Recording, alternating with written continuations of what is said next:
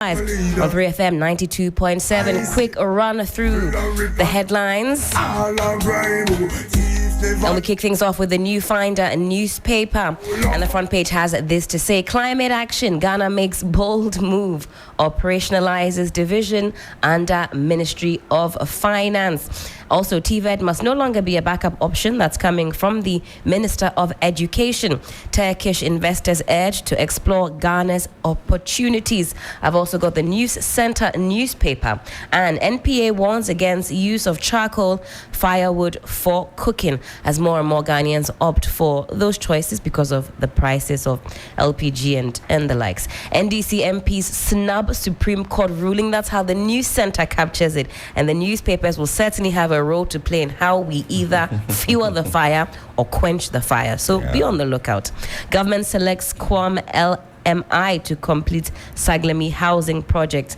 Kou Omanhene refutes distillment claims, and NLA unveils newly refurbished 250-seater Brennan Hall. Gentlemen. Did you say climate action? We have what? The climate action, we're making some bold moves. And that bold move is to have some desk at the finance ministry. At the Ministry of Finance, there's a special division carved out, which will be operationalized. But Galamsey is still on. It is rife. Okay. This paper, what is the name again, Seth? I shock you. I don't get it. The British will say you're very cheeky, cheeky of you. We have put up a desk at the finance ministry, and that's the bold decision that we have made. It's a bold move. Bold move. Yes. Sixtus is saying the desk like some JHS desk. It's like a table and chair desk. It's not. In fact, it's a division. I have been in CSO work for so long to know that when they say gender desk, gender division, gender unit, it's just if you. Why are you so tickled, Sixtus? RTI is the RTI desk at this ministry. Go there. It's just on table there with some national service person there. Maybe this particular one will So it's change. a climate financing division. That's what it's going to be called officially. It's a whole division. Climate financing division. And that's the bold move that we are going to do, is to intensify climate action, to intensify climate action, and to ensure how that is that happening?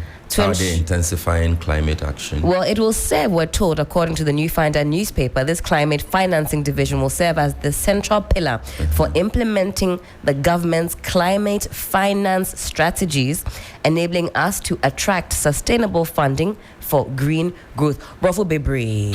Sixtus, what do you have for us? I'm glad you have said that. Let me continue. BNFT.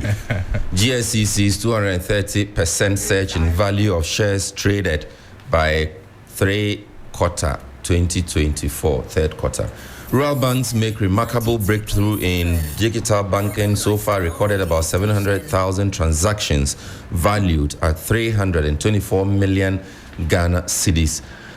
Afri-Exim Bank pushes for AI-driven compliance to boost African trade, and mining sector top tax contributor with a record 11.55 billion Ghana cedis. On the back page of the BNFT, CIHRM signs MOU with University of Ghana tackling Galamsey key to unlocking sustainable economy. And this is a story put together by Deborah Santewa Safo, and it's based on some presentation that was made by the UN resident coordinator. Daily Guide, Ghana's favorite newspaper. Foreign Ministry rubbishes $38.2 million visa scam. We don't invent majority. Bamia Jabs NDC. I listened to that voice. It was so sweet. I'm sure we can find that voice. Kwewu Hene not distilled. Traditional Council rebuts. Police refutes Baka Vomawo assault allegation. Nana launches National Service Authority. It's now moved from a scheme to an authority. Yes. It's now an NSA, National Service Authority. That it was launched Last week. Last week. Yeah, I think on Friday. Will it change anything? The president was there. Yes, they're saying give the boys and girls more money. Well, of course, but it'll come with more responsibility and they will get the money at the time they are supposed to get it, not 5 months late. An authority will come with different things. Banner headline on the front page of Daily Guide newspaper: Supreme Court vacates Speaker, reinstates 4 MPs.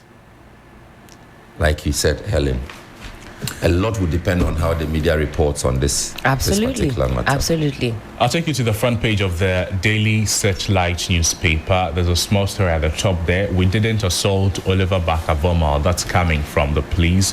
Kumawuhin is still at post. VP Bamia commissions phase 2 of Chado Hydro Power Plant fulfills promise to Hohoi EPSHS. Let's keep working hard for decisive victory in December. Bamia urges. There's also I'm still strong because of my Ashanti spirit. That's coming from Alan Chemating. The big story on the front page of the Daily Searchlight: an unnecessary constitutional crisis. NDC caucus defies Supreme Court. Battles, fisticuffs expected in Parliament this week. It comes with pictures of Atufo Singh, Ahoyoma King, and Gertrude Tokonu. Battles, an unnecessary constitutional crisis. Okay. NDC caucus defies Supreme Court. Not yet. Battles, fisticuffs expected in Parliament this week. But the NDC, they say they'll still go to Parliament. They say they will fight. So, well, Sixtus, you described it as dangerous, what could potentially happen. Yes. I think you summarized it. The Daily Searchlight has broken it down to what that danger could entail. They say fisticuffs, it's the slaps, battle, expected. Expected. I mean, why should we be if it expecting doesn't happen, that? we'll be disappointed. Also, No. the Daily And the sad part is that we don't have our original or proper chamber. It's a makeshift structure. That's right. They're in the tent, the dome. They're inside the dome. You see, that is also very dangerous. If it were in That place the is Parliament House spacious. itself, yes, people could find Because a way out. if that ballot had been chewed at that premises, Carlos Ahenka would have gotten fired. The place is spacious, and they're spaced out. He would have made it to the end without being caught. But alas. anyways, the Daily Analyst newspaper, it says without fear or favor, the front page: Supreme Court overturns Bagwin's orders, directs Parliament to recognize 4 MPs. Avoid chaos and anarchy on Tuesday, Gabi advises Parliament. Mahama will establish inland port in Northeast, NDC youth activist. There's also second deputy speaker position vacant, Agboja is saying. You understand? So like that will be the implication of Speaker Bagwin's ruling. Yeah. Digital overhaul, NSA using communication. using technology to eliminate fraud. And there's also Kumawuhin still on the throne after failed distillment by detractors, gets massive support from Kwawus. These are the stories reporting, the Daily Analysis reporting. Crosby, can we get to the Daily Searchlight? Because they've sort of whet our appetites. They have enumerated what they said, fisticuffs, slaps, and everything. Can we get into what exactly we should expect tomorrow, according to the newspaper? The first paragraph, listen. Ghana faces a constitutional crisis this week. In all likelihood, there will be actual blows on the floor of Parliament as both the NDC and MPP square off to establish who forms the majority. The two sides are unlikely to arrive at a decision through dialogue. In all likelihood, actual blows would resolve the impasse, and maybe not even then. The sad aspect of this development is that the crisis was wholly avoidable from day one. And then it goes ahead to explain what happened. So the latest, according to the paper, is that we are the majority and we will jealously protect our new majority status. That's according to Atufo Singh. Atufo Singh has poo-hooed the ruling by the Supreme Court, saying they are now majority in Parliament and will therefore jealously protect their new status. According to him, the Speaker's ruling, which was premised on the precedent by former Speaker Michael Quaid, makes them legitimate majority in Parliament. Dr. Forson was speaking at a news conference in Parliament on Sunday. He argued that any interference of the business of Parliament is unlawful, nullified, and voice. So, blows, some MPs are already going to the gym to prepare for what will ensue or will potentially ensue tomorrow. Mm-hmm. I mean, at the base of all of this conversation, and I've been, as always, tapping into what the youth have to say about this, those who have their politics textbooks out talking about separation of powers and how we're seeing that manifest in real life, what you read in the textbooks and how it plays out in real life. Is there a real separation of powers, and do we recognize that the legislative arm of government can stand on its own 2 feet? We know about the standing orders, we know about their own precedents, but of course the weight of the Constitution cannot be ignored. Sixtus, what do you say about that and all of this? The youth want to know that or they're saying this is not the separation of powers that we were taught in school. Those who are from the political sciences, they say it's not manifesting. We read something different. In real life, it's playing out differently. Tell them to welcome to Ghana, where the textbook says one thing and the real practice is different. No, but one thing I agree with Ken Crunchy in that story. Is it that's his paper? I don't know whether he wrote the story himself. Is the fact that we are facing a constitutional crisis, and I keep asking myself, what would have happened if the Supreme Court had not sought to suspend the Speaker's communication or decision? What would have happened? Would we have had a different occurrence? What would have happened if, for instance, the Supreme Court had waited not to hear the application ex parte? Ex parte simply means that the majority leader went to the court to ask the court to enjoin the Speaker from doing his job. That's right. Without hearing the other side. So what would have happened if the court said, okay, the matter you have brought before us is weighty, so relax, let's hear the other side? Would we have had a different outcome? Let's also just imagine that the Supreme Court took the time to hear the NDC side on the application and still ruled in favor of the majority leader.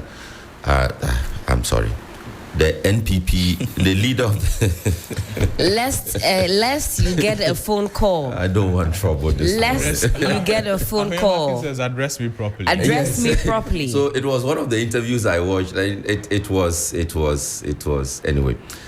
So what would have happened if the court, after listening to the majority leader and the NDC side on that application, still went ahead to rule in favor of the majority leader and his caucus? What would have happened? Would we have had whatever is looming still loom as we speak now?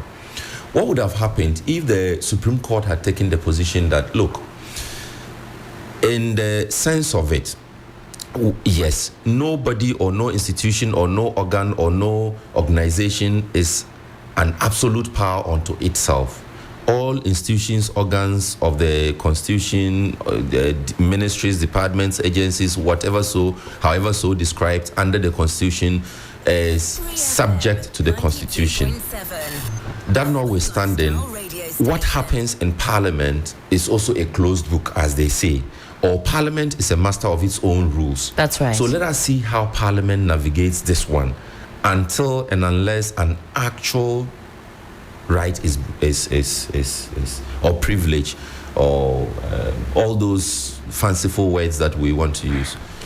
What if the Supreme Court had taken the position that, look, it's too early to wade into this matter. Let's wait and see how Parliament as an institution self-corrects,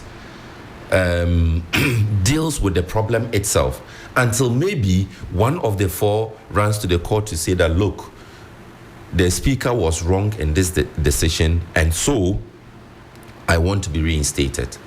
Would we have had a different outcome, or would the atmosphere have been different, or this kind of tension would still have been there? What would have happened if the Supreme Court had said that, look, in a country where the environment, the political terrain is so heated up during electioneering periods, if we take this particular decision people are going to rise up in arms, and people are even going to come bastardizing the court itself. So let us pause a bit, or let the Chief Justice go meet with the Speaker of Parliament and they deal with this matter. Would we have had a different outcome? So the options that could have been explored, there are different options that could have been explored that would have given us a different outcome. But what do you now make of this perception of the judiciary? I'm sure since this particular ruling, you have heard and you've tested the temperature, and it's not looking good for the image of the judiciary, because we've said it on this platform, justice must not just be served, but it must be seen to be served. So that perception, and the CJ herself has come under immense fire at this time. It's very dicey when individuals seek to critique the judiciary, seek to critique the courts and judges and our judicial system. Because on the one hand, of course, there's freedom of speech, and one must critique individuals, institutions, if they think there is something to critique.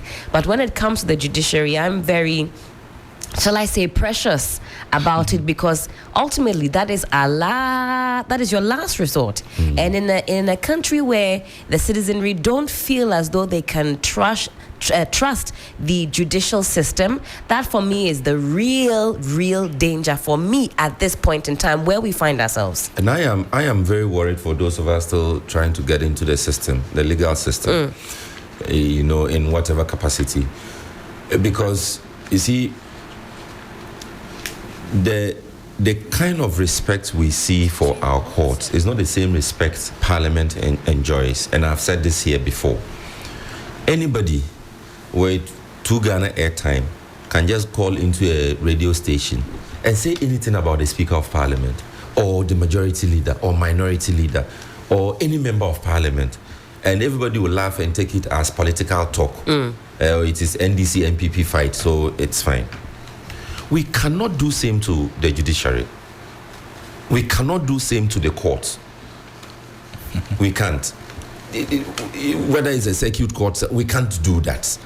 How much more the Supreme Court?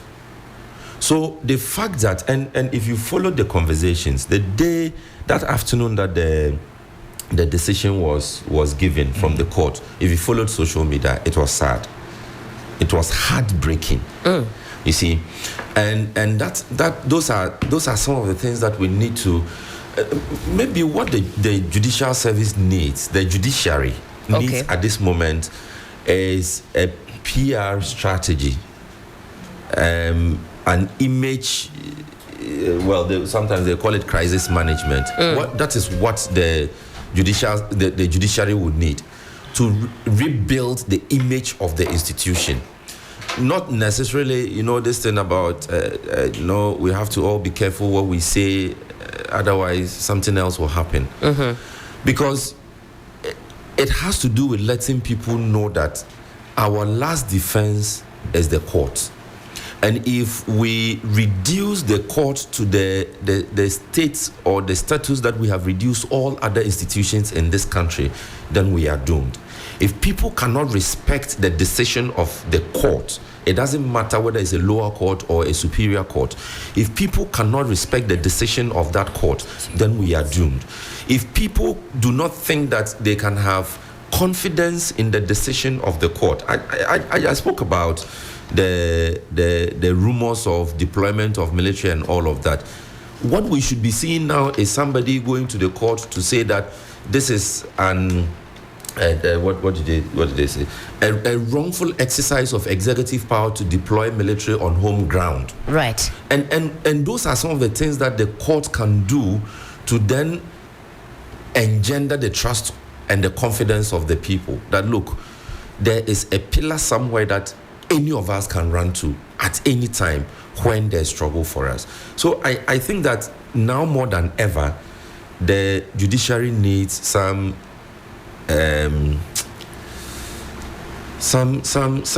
PR work. And if you say PR, it sounds some way. It's like they are trying to cover up something. That's right. So that's why I'm looking for a different word. The judiciary should let their work speak for them. I don't think they'll need to go the extra mile to look for this. If they are doing what is expected of them, nobody will come and there'll be no need to defend them, if you like, because you would all have the perception or the idea that they are doing what is right. But talking about what happened. In this our polarized environment, you definitely need to speak for as for that. You definitely need to, particularly the judges who take these decisions. Parliament has a whole PR setup. But do they come out to do that is their problem. That is because there's Public Affairs Directorate. That's headed by one of the most experienced people in this country. That one is not a mere desk. No, it's not a desk. Right. In fact, right from school, I was working with Parliament as a student leader interested in parliamentary democracy. And we had something we call the Students' Parliament. I was fortunate to be Speaker of University of Ghana Parliament, and we started. You were honorable. Yes, thank you. Okay. Wow. Sure. So Parliament has a whole institution that can speak for it and defend it. It does, but do they speak for it and defend it? That is their problem. So because they don't, the thing is that they don't because there has not been the need for them to be involved directly yet, and that is because of what Parliament is doing. So if the Supreme Court was seen to be doing, if the judiciary was seen to be doing what is right, then fair enough, there wouldn't be the need. On what happened over the Friday to the weekend, a few things. The speed at which the bench was constituted, that raised a lot of questions in the face of a lot of pending cases from the NDC side at the court that have not yet been attended to. That is one. And then quickly, the other one would be the verdict that was delivered by the court. Are we saying that the verdict is wrong, or the approach and the procedure to arrive at the verdict is what is wrong? I think these are the things that we'll need to look at going forward. Certainly. Many burning questions. Time check. It is some 14 minutes past the hour of 7. This is still 3 FM Sunrise on 3FM 92.7. We go on a very quick break. When we come back, we hand over the microphone to you. We call it Community Voices. You too can lend your voice to the topics discussed this morning. As always, we keep it short and sweet, and as always, respectful, of course, so that we can hear your views. We'll be right back. Don't go too far. This is still 3 FM Sunrise on 3FM 92.7. Auntie, and her replica. Long time. How may I help you? Auntie,